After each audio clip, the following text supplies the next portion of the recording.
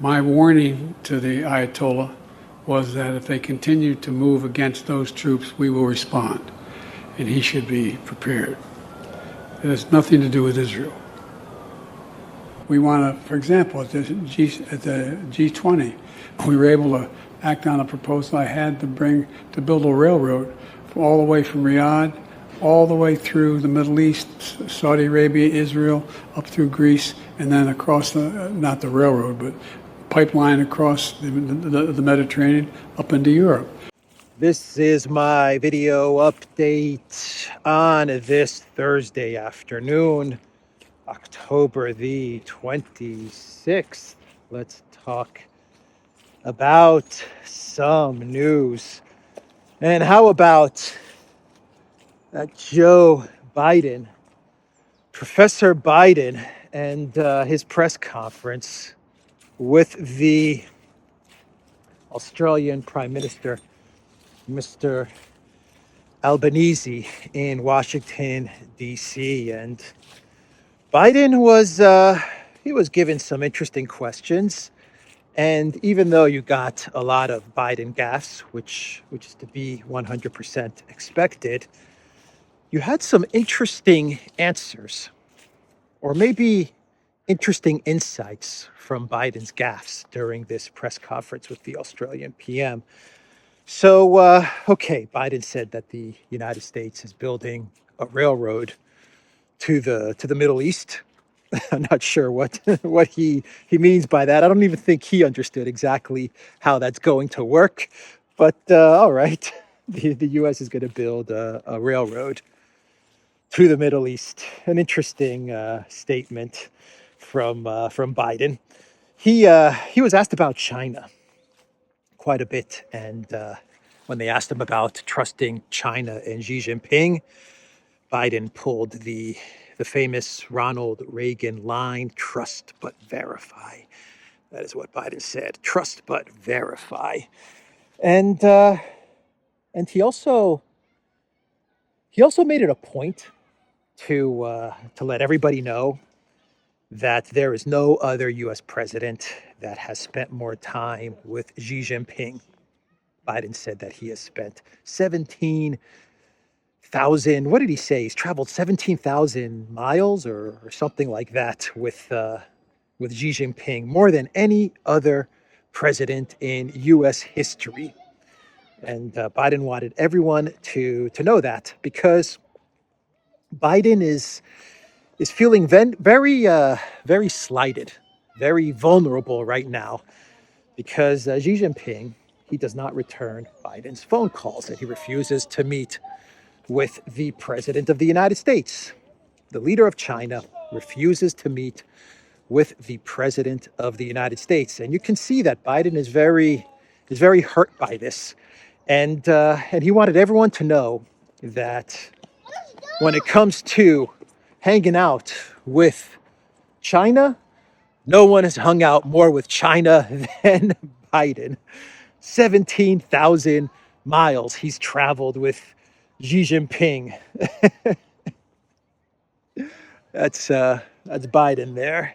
And, I think the reason that he got all emotional about the China question and why China doesn't want to meet with the U.S. president is because while Biden was meeting with the Australian PM in D.C., Xi Jinping decided to meet an American politician. He took a meeting with California's Gavin Newsom. And you know that must have irked Biden big time. So Gavin Newsom, he travels to China. He gets a meeting with Xi Jinping, something that the Biden White House cannot seem to do. They've been trying for like 6 months to meet with Xi Jinping. Xi Jinping does not return his phone calls. Biden's trying to go on a date with Xi Jinping. Please, come on, go out with me, Xi Jinping. Go out with me, man. Come on, let's go for dinner. Let's go for drinks. And every time that Biden proposes to Xi Jinping's like, nah. Every proposition is turned down from the Chinese leader. But in comes California California dreamboat. Gavin Newsom. He's so dreamy, isn't he? In comes Gavin Newsom, and he approaches Xi Jinping and says, "Hey, Xi Jinping, let's meet up. What do you say?" And Xi Jinping's like, "Come on over."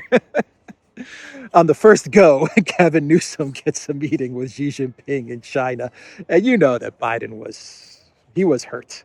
You could tell he was hurt. That's why he was like coming out with I've traveled with Xi Jinping more than anybody, any president that has ever existed. I've traveled more with him.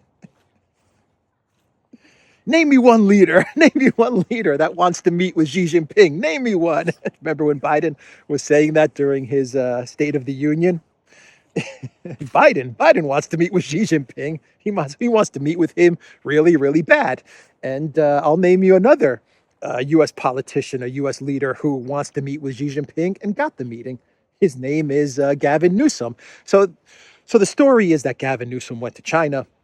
There's going to be some event in San Francisco, and Gavin Newsom went to China to do business on electric vehicles and stuff like that, and to woo China into coming to San Francisco, and Xi Jinping to travel to San Francisco, and then eventually he can hook up with Biden while he goes to this event in San Francisco. I think it is an automobile or electric vehicle event or something like that that's taking place in San Francisco, and Gavin Newsom is going to be the person organizing this big business event. So that's the cover story. That's what they say was the reason for Gavin Newsom going to China to sweet talk Xi Jinping into accepting an invitation to go to San Francisco and to attend this event. And then the Biden White House will be able to meet with the Chinese leader, and Gavin Newsom. He was there to do some business on behalf of California, right? Bring the auto business, the Chinese electric auto business to California or something like that. Do some business there with China. But that's the cover story. The real reason, I believe, that Gavin Newsom was in Beijing is because Gavin Newsom is going to be the Democrat candidate for president of the United States. That's it. There you have it. You can tell that Gavin Newsom was like all smiles. He's like shaking hands with Xi Jinping, and he's like, "Biden, you're history, man. I'm the new guy. I'm the guy that's going to be the Democrat Party nominee for president of the United States." Or at least there's a faction in the Democrat Party that wants to see Gavin Newsom step in and become the candidate for 2024. And so that's the real reason why Gavin Newsom went to China. I mean, give me a break, man. The leader of China meets with a governor of a state, and he turns down the U.S. president. Come on. I mean, Gavin Newsom is like doing official business for the Biden administration. Is that what they're trying to tell us? The governor of California is traveling to China on behalf of the Biden White House so that he can get China to attend an event in San Francisco. Come on. Come on, man.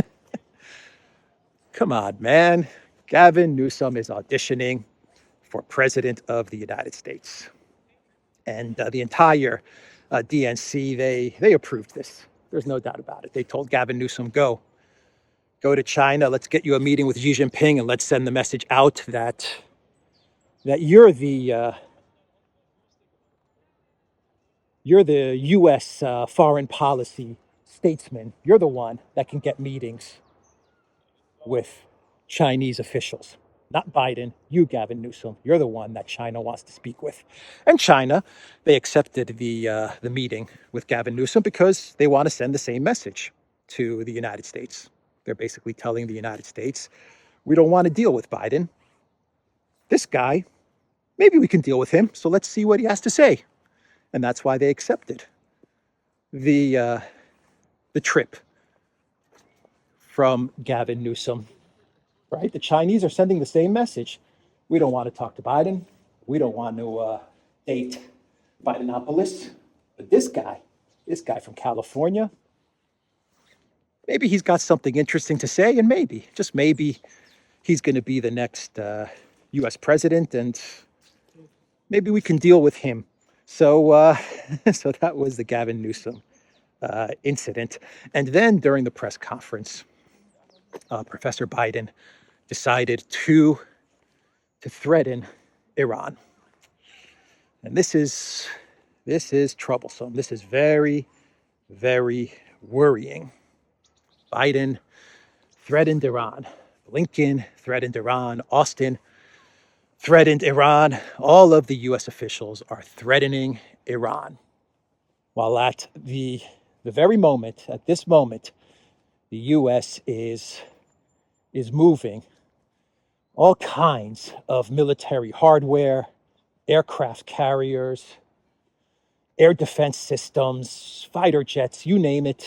The U.S. is moving it all to the Mediterranean. They're moving all kinds of soldiers into Cyprus as well, into the UK base that we have there. All kinds of military assets are being positioned in the Mediterranean. And I did a video with Alexander on this just about an hour and a half ago for the Duran. We'll put that up either today or tomorrow, but we were talking about this, and we came to the same conclusion that all of this military hardware, a massive amount of military resources, there's no way that these resources are being moved to the Mediterranean as a deterrent force, and there's no way that these resources are being positioned in the Mediterranean in order to deal with Hamas or Hezbollah. No way. I mean, this is a massive amount of force that the U.S. is bringing to the Mediterranean. I think Alexander, during the video, he said that the U.S. is moving or will have in position 4 aircraft carriers. 4. That's huge. That is massive. So all of these delays, these excuses that Israel and the United States, well, the U.S. has been pushing Israel to say these excuses. We can't start the ground operation because of rain. Because of weather. We can't start the ground operation until all the American hostages are freed.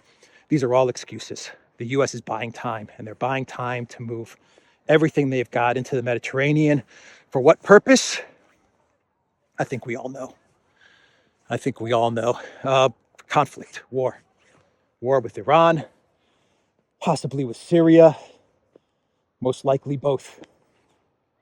That's exactly what's happening. That is exactly what is going on. The neocons, they've been wanting this for decades. And I fear that I hope that I'm wrong, but I fear that that's what's happening. I hope that I'm wrong, but I think it's very clear that they're getting everything in position. They're buying time and getting everything in position to launch an attack on Iran and Syria. Who knows? But that's what's happening. And I've said this in many videos in the past that the Biden White House, they like to employ these manipulations, these tricks, where they say that they're going to be sending ATACMS, or they're not going to be sending ATACMS, never ever, but the ATACMS are already in Ukraine, or they're going to send Abrams tanks in 2 months, but the Abrams tanks are already in Ukraine. They like to do these things, and so this is the same pattern that they're using to build up the military in the Middle East. They're saying it's a rain delay. They're saying that no ground operation until hostages are freed. They'll come up with another excuse next week. As these excuses are being dished out, the U.S. military, the Pentagon, continues to send their forces into the region, and we're talking about a lot of hardware, a lot of warships, a lot of hardware, a lot of military muscle is being brought into the Mediterranean. So that's where we are with the Biden press conference in D.C. And we have a new House Speaker, and that House Speaker is Mike Johnson from Louisiana. He was voted 220 votes as the new Speaker of the House. And Mike Johnson, I would say he's MAGA. Well, everyone is saying he's MAGA light. That's what they say about Mike Johnson. He's like America First light, like a lighter version of Jim Jordan. He wants to deal with the southern border. He is pro-Israel, so I believe that he will push to get money to Israel. But he's anti. It seems like he's anti money to Ukraine. Basically, his position is no money to Ukraine until we deal with U.S. domestic issues. That's been the position that he has taken with regards to voting for money to the Zelensky regime. So we'll see what's going to happen with Mike Johnson as Speaker of the House. Will the Biden White House manage to get money to Ukraine? This 61 billion? Probably not the 61 billion. I imagine they'll get something to Ukraine, but I don't know if it'll be the 61 billion. I think that Mike Johnson will probably put a package, a Biden White House package, to the House for a vote, and maybe the 61 billion will be approved. But there are reports, specifically from Politico, which now claim that various members of the Senate are actually quite a few senators, like 8 or 9 senators now, are saying that the Biden package, where he's bundled all of the aid together, Israel, southern border, Taiwan, and Ukraine, this package is dead on arrival, and they want Biden to change a whole lot of things in the package or just split it up. But I think this will be brought up for a vote. We'll see what will happen. Maybe the Senate won't pass it. Maybe the House will pass it. Maybe the Senate won't. Maybe Mike Johnson won't even bring it to the floor until changes are made. Who knows? But his voting record is definitely against money to the Zelensky regime. So we'll see. We'll see what will happen. Actions speak louder than words, and so far, Mike Johnson's actions have shown that he does not want to give money to Zelensky.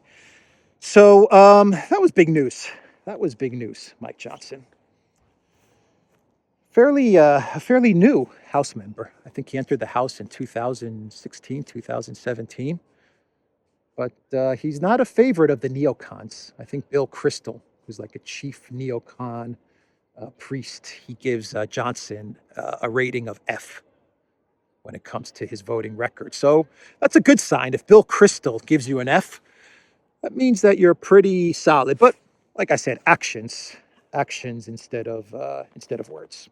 So Ukraine is freaking out at all of this that's going on. The fact that it looks like the U.S. is preparing for a big military strike against Iran in the Middle East. The fact that Mike Johnson was voted Speaker of the House. The fact that the 61 billion is being held up and may not even make it to Ukraine. Even EU money is being cut. That is what is being reported.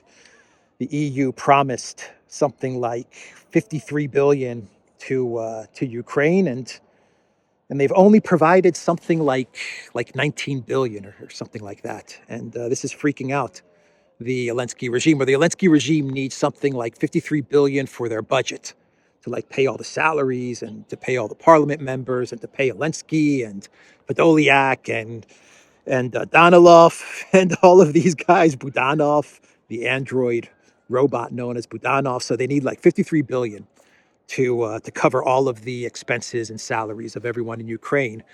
And from the EU, that's just the EU's side of things, and they've only gotten something like 19 billion. And so they're freaking out. And even when it comes to ammo, even when it comes to ammunition, they're not getting what the EU promised them. The EU promised 1 million shells in ammunition, and Bloomberg is reporting that 1 million shells of ammunition which would be delivered on, all of it would be delivered on March 2024. That is what the EU promised Ukraine. And up until today, they've only delivered something like 30% of that. And keep in mind that Ukraine is just eating up ammo every single day. So, I mean, they're well below the target of 1 million shells by March 2024. Bottom line is the EU, they can't produce that much, or they're having a very, very difficult time producing that much. And so they can't deliver what they promised to Ukraine. So it's a bad situation for the Zelensky regime. On the front lines, Avdiivka, the Russians continue to encircle the Ukraine military in Avdiivka, to the point where the Zelensky regime, they're actually now moving in additional resources into Avdiivka to try and hold on. The Ukraine analysts, they say that Russia is suffering horrible losses. The Russian analysts are saying that Russia just continues to annihilate the Ukraine military in what has become effectively a second type of meat grinder, like what was taking place in Bakhmut, like a semicircle, and Ukraine continues to feed their military into that meat grinder. Shoigu, he was visiting the front lines, I believe, yesterday, and he said that the Ukraine military is getting weaker and weaker by the day. Shoigu said that the Russians, they've shot down something like 24 fighter jets of Ukraine. I don't know if I believe that, but even if it's 20 fighter jets or 18 fighter jets, that's pretty significant. Forbes is even reporting that 3 or 4 more Leopard tanks were taken out by Russian drones in fighting in this area. So it's looking pretty bad for the Zelensky regime. Kupiansk is not looking any better. The big super duper counteroffensive in the south towards Rapotinya, well, no one's talking about that. That never happened. Let's not talk about the big super duper counteroffensive, the spring summer counteroffensive. What are you talking about? We never said we'd conduct a big super duper counteroffensive. So that's not even discussed. And Politico is reporting that the Biden White House, seeing all of this as they prepare for a very, very big conflict with Iran, they're trying desperately to give Ukraine some sort of money so that Ukraine can continue to fight the Russians while Biden goes after Iran. And so Politico is reporting that the Biden White House now is going to try and convince the American people and try and convince Congress that 61 billion or whatever they can give to Ukraine is worth it, because, now get this, because it's going to help create jobs in the U.S. That is what Politico is reporting. The new script, the new narrative is, let's get 61 billion to Ukraine. Let's get 30 billion to Ukraine. Let's just get some billions to the Zelensky regime so that they can continue to fight the Russians, because it's going to create jobs. It's going to create jobs in the military-industrial complex. It's going to create jobs at think tanks and in the military, and it's going to be in factories, and it's going to be a big jobs boom. That's basically what the new narrative has become. No more as long as it takes. Let me stand on this tree trunk. No more as long as it takes. No more. We got to fight Russia so they don't take over Poland. We've got to fight Russia for democracy. We got to fight Russia for human rights. We got to fight Russia because they want to recreate the Russian Empire. We got to fight Russia because Zelensky's a cool guy. What else have they used? They've used everything. We got to fight Russia so that we can deter China, degrade Russia so that we can deter China. None of that. Now the new narrative is, let's get money to the Zelensky regime so that Zelensky can continue to fight Russia. because it's going to create a whole bunch of jobs. I guess it's not a lie. I mean, when you think about it, if they get 60 billion to the Zelensky regime, most of that money goes to the military industrial complex, shave off 10% for the big guy, shave off whatever homes Zelensky's going to purchase, shave off whatever other money is going to go to Ukraine generals and NATO generals and generals in Poland and weapons going to the black market. Okay, shave all of that money off of the 61 billion, and you're left with what, 50 billion for the MIC? So the MIC, I guess, is going to hire a couple of people, I imagine. But it's a better idea if you really want to create jobs, Biden. Why don't you use that 61 billion and, I don't know, wipe out student debt, or I don't know, give it to the American people. How about Hawaii? How about giving it to the people of Hawaii? There's a thought. I mean, you don't really need to give 61 billion to another country in order to create jobs in the United States. Something about that just doesn't seem so solid. Anyway, that's what they're now going with. It's absolute desperation, absolute desperation. And speaking about, I don't know about desperation, but speaking about just overall crazy messaging. How about Netanyahu the other day, where he said that we are the people of the light, they are the people of darkness, we shall realize the prophecy of Isaiah. That is what Netanyahu said the other day in a speech, talking about the imminent ground operation, whenever that's going to be. We are the people of light, they are the people of darkness. Fulfill the prophecy of Isaiah. It's just wackiness, man. But Netanyahu, he's not just saying that because he's Looney Tunes. There's actually a reason why he's saying that. He's not addressing this to the people of Israel. He's saying this for the people of the United States.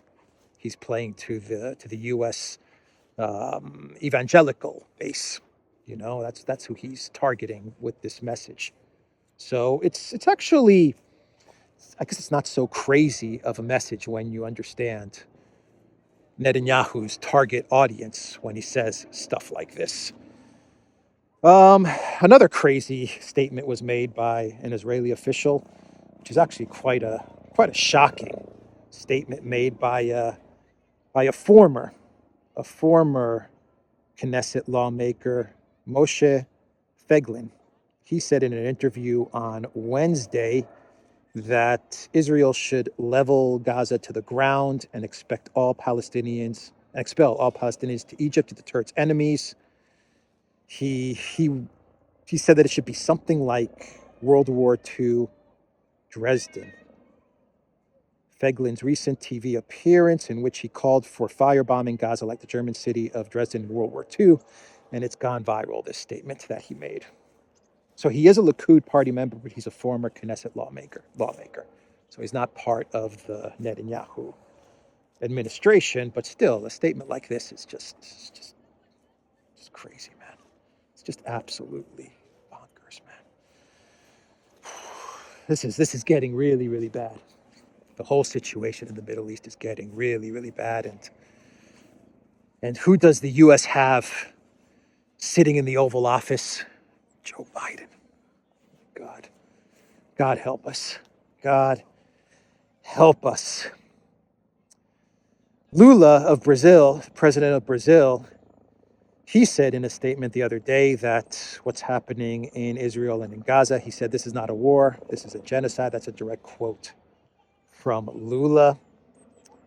So that's what Lula had to say. And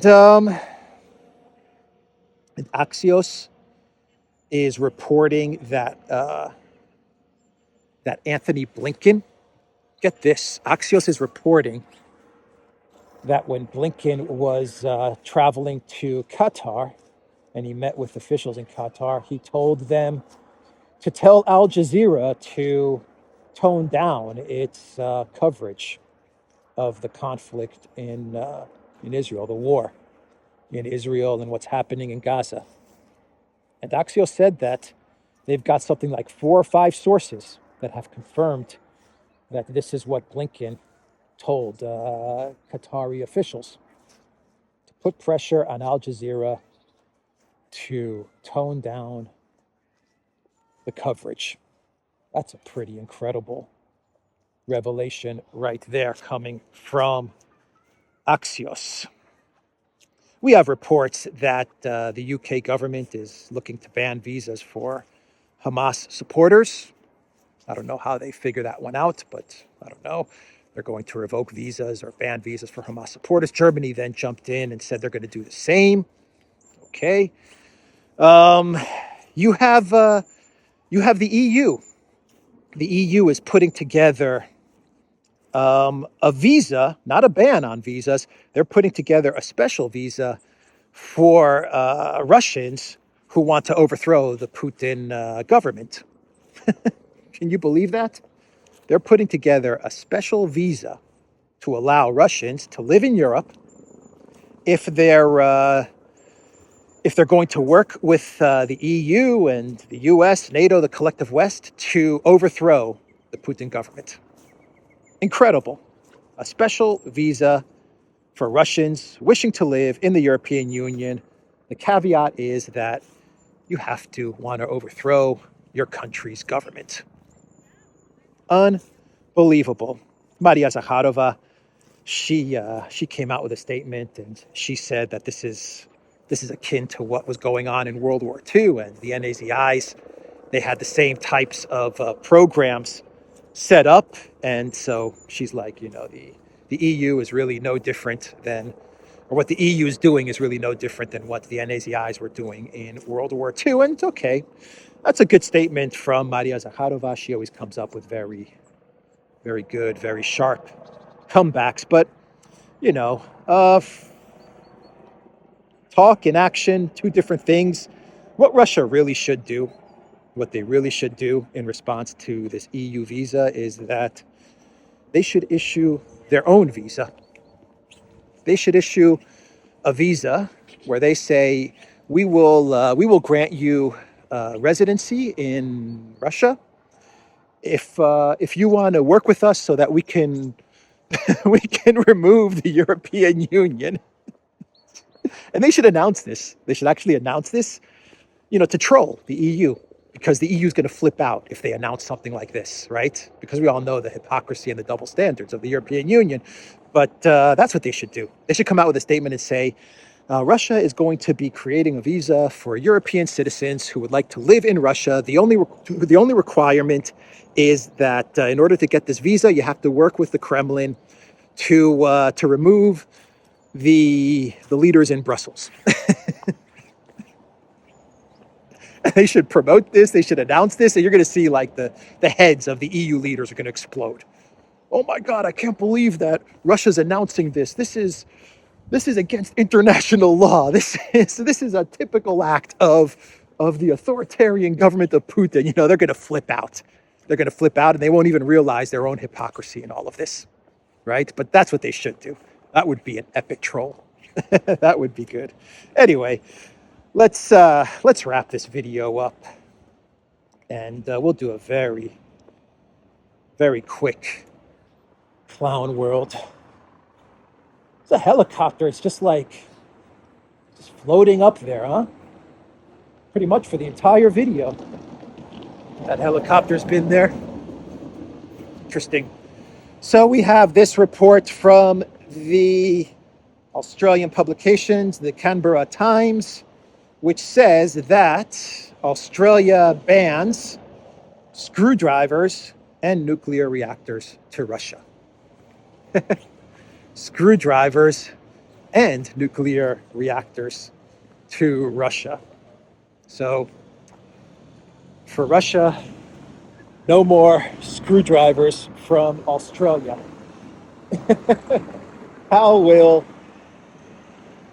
the Russians ever survive? Good thing they have a lot of shovels and a lot of washing machines. But how are they going to fix the washing machines without screwdrivers from Australia? Unless the Canberra Times was speaking about the drink screwdrivers. Maybe Australia is not going to send any more vodka and orange juice to Russia. I don't know. I don't know. Anyway, that's the video, everybody. The Duran.locals.com.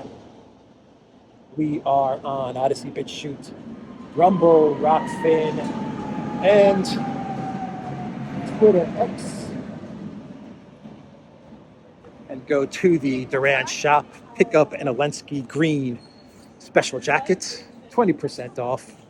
Use the code TheDuran20. Take care.